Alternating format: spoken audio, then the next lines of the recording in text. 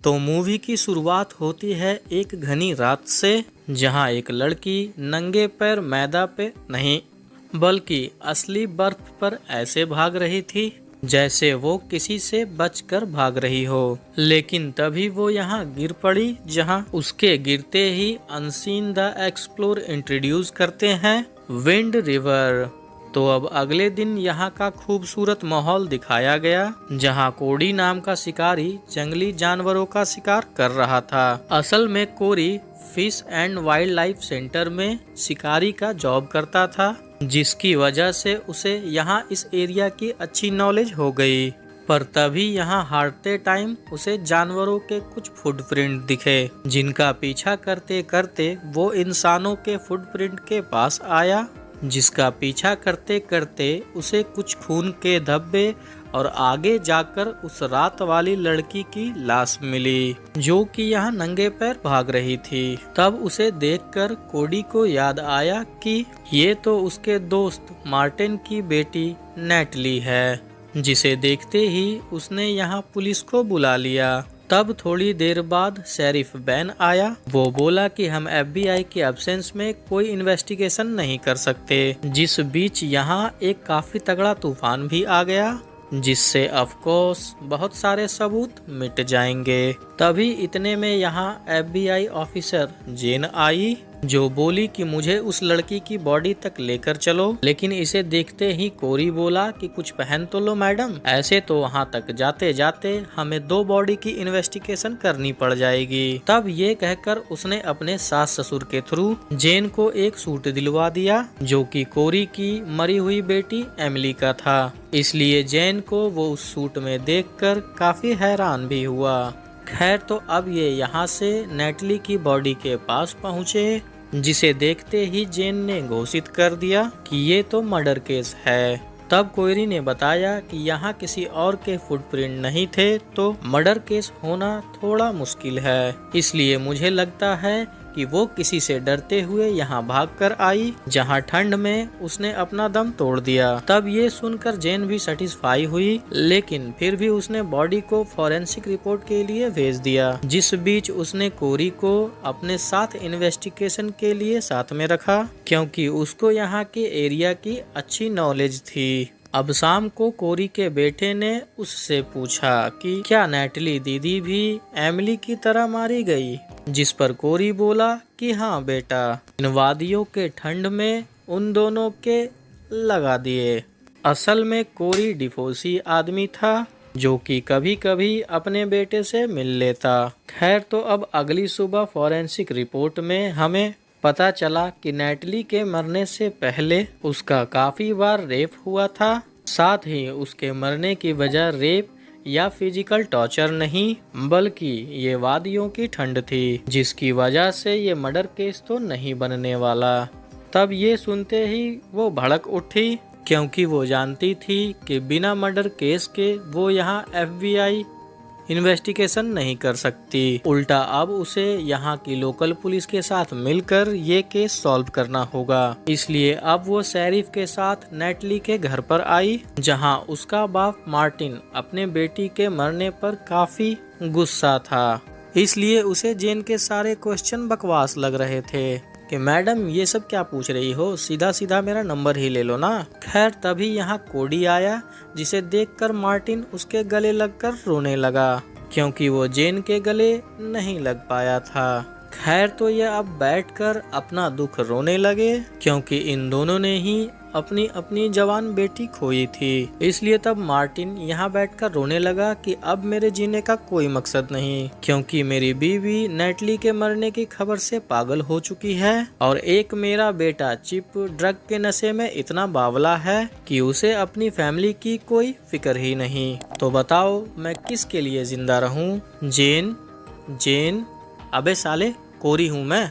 खैर, तो मार्टिन की बातों से इन्हें लगा कि नेटली के मर्डर केस के बारे में उसके भाई चिप को कुछ पता हो सकता है। इसलिए जेन, कोरी और शेरिफ तीनों एक आइसोलेटेड जगह पर आ गए, जहां कोरी रोड पर नजर रखने लगा और शेरिफ जैन के साथ नेटली के भाई चिप के पास आया, जहां एक नशे में भंड लड़के ने गेट खोलते ही कह दिया कि मन्ने ने हो रहा बेड़े लाडले, आपने ने हो रहा नशे ऊ ऊ, और ये कहकर उसने ऊ भी कर दिया। जिस बीच उस घर से 2 लड़के पीछे की गेट से भागने लगे। तब कोरी ने फावड़ा लेकर अपने मजदूरों वाले हाथे का कमाल दिखाया, जिस बीच जेन ऑलमोस्ट अंधी हालत में उस घर में घुस गई। जहां उस पर एक लड़के ने फायरिंग करी तो जेन ने उस पर उल्टा इतनी फायरिंग करी कि उस बेचारे की आलू पूड़ी यहीं बट गई। तब इन बच्चों खुचों को बंदी बनाकर इन्होंने चिप को बताया कि तुम्हारी बहन मर चुकी है, जो सुनते ही चिप काफी रोने लगा। तो तभी कोरी ने नोटिस किया कि यहाँ बर्फ में कुछ प्रिंट्स उस तरफ जा रहे हैं जहाँ नेटली की बॉडी मिली थी। इसलिए तब उस प्रिंट का पीछा करते हुए ये दोनों ऊपर आए तो देखा कि यहाँ एक और डेड बॉडी पड़ी हुई है, जिससे सारे वल्चर अपना नाश्ता वगैरह कर रहे थे। यानी कि उस बॉडी का आधा हिस्सा गायब था, जिसकी वजह से ये पता करना मुश्किल है कि ये बॉडी किसकी होगी। खैर, तो अब रात को कोरी ने चिप से कुछ पूछताछ करी तो पता चला नैडी कि अपने उम्र से एक बड़े लड़के को डेट कर रही थी, जो कि पास ही के एरिया का सिक्योरिटी गार्ड है। तब ये इन्फॉर्मेशन लेकर कोरी जिम के पास आया, जहां जिन ने उसे उल्टा ये इन्फॉर्मेशन दी कि वो आधी बॉडी जो हमें मिली वो किसी सिक्योरिटी गार्ड की है। जो सुनते ही कोरी का दिमाग हिला, तो इसलिए वो जेन को अपने घर पर ले आया, जहां उसने बातों बातों में अपने बेटी के बारे में बता दिया कि एमिली और नेटली बेस्ट फ्रेंड थे।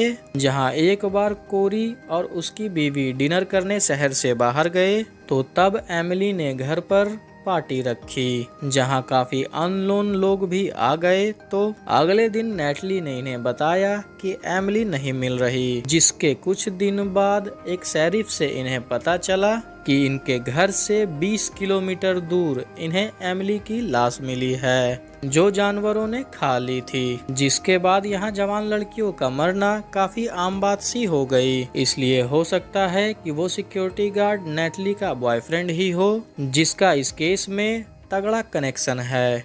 तब अगले दिन कोरी, जेन और शेरिफ कुछ पुलिस ऑफिसर्स उन सिक्योरिटी गार्ड के एरिया के तरफ निकल गए, जहां कोरी ने एक ऊंची हाइट से इन सब को कवर कर लिया। तब जेन ने इन सिक्योरिटी गार्ड से मेड के बारे में पूछा तो उन्होंने बताया कि मेड तो अपनी गर्लफ्रेंड से लड़ाई करके यहाँ से गया था, जिसके बाद वो वापस नहीं आया। पर तभी जेन ने इनके चेहरे पर कुछ निशान देखे, जिससे उसे कुछ डाउट हुआ। तो इन लोगों ने ये कहा कि हम लोग बिना हेलमेट के काम करते हैं, तो इसलिए ये निशान पड़ गए। लेकिन सबके फेस पर एक सा निशान, ये थोड़ी अजीब बात है।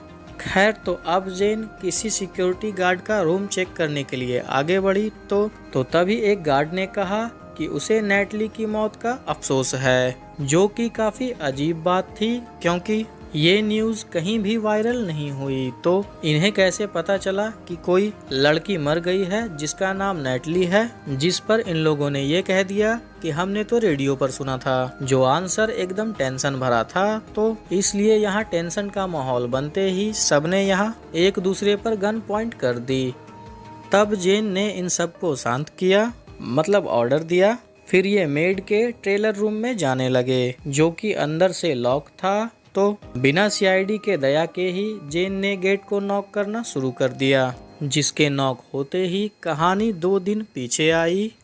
जहां मेड जब नहा रहा था तो तभी यहाँ नेटली आ गई, जिसको देखकर वो काफी खुश हुआ, क्योंकि अभी सारे गार्ड्स को वापस आने में काफी टाइम है। तो इसलिए ये आराम से अपना डेटा ट्रांसफर कर सकते थे, जो करके ये आपस में बात करने लगे। तो तभी यहाँ बाकी के गार्ड्स टाइम से पहले पहुँच गए, जो कि नशे में भंड होकर इधर उधर की चकबोदी करने लगे। तभी इनमें से सबसे ज्यादा भंड गार्ड ये पीट नेटली को भयंकर वाली ड्रेस में देखकर थोड़ा टर्न ऑन हुआ, तो मेट ने उसे धक्का देकर अच्छे से टर्न ऑफ कर दिया कि यहाँ से निकल जाओ। लेकिन इन लोगों ने तो उल्टा मेट को ही कोने में ले लिया। जिस बीच नेटली इनका बचाव कराती कि तभी इन्होंने उसे बेहोश करके वापिस मेड की पिटाई शुरू कर दी। अब कुछ देर बाद जब नेटली को होश आया तो वो पीठ उसकी ही पीठ पर लगा हुआ था। जिस बीच मेड को होश आते ही वो ये सब रोकने लगा तो मौका मिलते ही नेटली अपने कपड़े ठीक करके यहाँ से भाग निकली। जिस बीच इन गार्ड ने मेड को इतना मारा कि वो बेचारा मर ही गया। अब बहुत हो गए फ्लैशबैक के मजे ही मजे, इसलिए वापस आते हैं प्रेजेंट में, जहाँ जेन के नॉक करने पर जब किसी ने गेट नहीं खोला कि शायद अंदर हमारा साथी पीट सो रहा होगा। जिस बीच कोडी ने नोटिस किया कि इस जगह के पास एक गुफा भी है जहां लायन के बच्चे रहते हैं, तो हो सकता है इन लोगों ने मेड की बॉडी उस गुफा में डाली हो जहां बच्चों ने बॉडी को आधा खाकर आधी बाहर फेंक दी। इसलिए अब वो सारी बात जेन तक पहुंचाने लगा, लेकिन इस बीच इनका नेटवर्क काफी स्लो था। तभी अचानक से पीट ने अंदर से ही जेन पर गोली चलाई, जिसकी वजह से ये सभी एक दूसरे पर फायरिंग करने लगे। जिस बीच जेन ने एक गार्ड को मार दिया, लेकिन तभी पीट ने टेलर रूम से एक ऑटोमेटिक गन का इस्तेमाल करके बाहर खड़े शेरिफ्स का भुर्ता बना दिया। जिस बीच एक गार्ड ने इन शेरिफ को पूरी तरह मारने लगा, जिसमें जब जेन की बारी आई तो तभी कोडी ने उस गार्ड की छाती में एक होल कर दिया, जो देखकर जेन भी ट्रेलर के नीचे छुप गई। तो तभी कोडी ने दूर से ही इन सभी को गार्ड्स के दिल में छेद करना शुरू कर दिया, जो देखकर पीट की हालत पतली होने लगी तो वो पीछे के रास्ते भागने लगा। तभी यहाँ कोरी जेन का इलाज करने आया, जहाँ वो जेन का घाव देखने लगा, जो कि बुलेट प्रूफ जैकेट की वजह से काफी हद तक बच गया था। तब जेन उसे पीट का पीछा करने के लिए कहने लगी, जो सुनकर कोरी ने उसे बता दिया कि मैं पीट को जिंदा वापस नहीं लाऊंगा, जो बात जेन भी समझ गई। यहाँ पीट अपनी लुप हालत में इधर उधर भाग रहा था, तो तभी कोरी ने उस पर हमला करके उसे यहीं बेहोश कर दिया। जिसके कुछ देर बाद जब पीट की आंख खुली तो उसने देखा कि वो अपने टेलर से काफी दूर एक बर्फीले पहाड़ पर है, जहाँ कोरी ने उसके जूते वगैरह सब उतार दिए थे। तब कोरी ने उसे कहा कि अगर तुम मुझे सच बताओ तो मैं तुम्हें यहाँ से जाने दूंगा, जो सुनकर पीट ने उसे नेटली के साथ रेप और मैट को मारने का सारा कांड बता दिया। जो सुनते ही कोरी ने पीट को जाने की परमिशन दे दी, लेकिन वो नंगे पैर ज्यादा दूर नहीं भाग पाया। साथ ही वो नेटली की तरह खून की उल्टी करने लगा, जिसकी वजह से वो भी यहाँ नेटली की तरह तड़प तड़प के मर गया। तब कोरी जेन से मिलने पहुंचा, जहाँ जेन की हालत काफी सुधर चुकी थी। जिसके बाद वो मार्टिन से भी मिला, जो कि यहाँ टूटन फूटन बना हुआ था। तब वो बोला कि अच्छा हुआ तुम एक अच्छी खबर ले आए, वरना मैं अपना एक अलग ही अंदाज में मरने वाला था। जो कहकर यहाँ एक नोट आया दोस्तों, जो रियलिटी में नेटिव अमेरिकन वुमेन्स के गायब होने का कोई रिकॉर्ड तक नहीं रखा जाता। जिसका मतलब जो आपने अभी मूवी में देखा वो रियलिटी में भी होता है, जहाँ कोडी नाम का किसी औरत को इंसाफ या उसकी जान भी नहीं बचा पाता। खैर, तो अब इसी नोट पर ये मूवी यहीं एंड करते हैं दोस्तों। बाकी अब कहानी में कुछ भी अच्छा लगा हो तो लाइक कमेंट्स करके जरूर बताना। बाकी चैनल पर नए हो मेरे दोस्त तो चैनल को सब्सक्राइब कर लो। इसी के साथ अब हम मिलेंगे हमारी अगली वीडियो में, तब तक के लिए जय हिंद।